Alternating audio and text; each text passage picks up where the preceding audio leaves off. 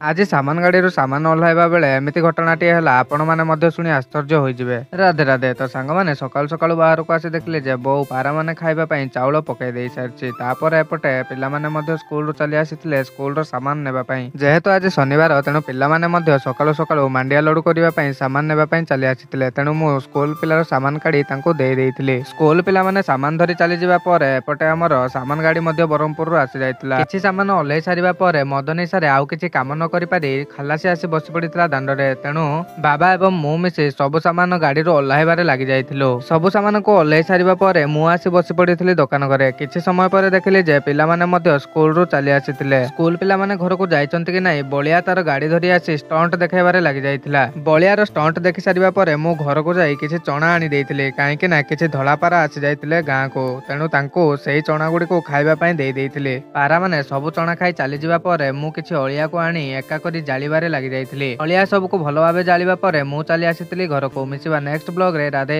Radhe.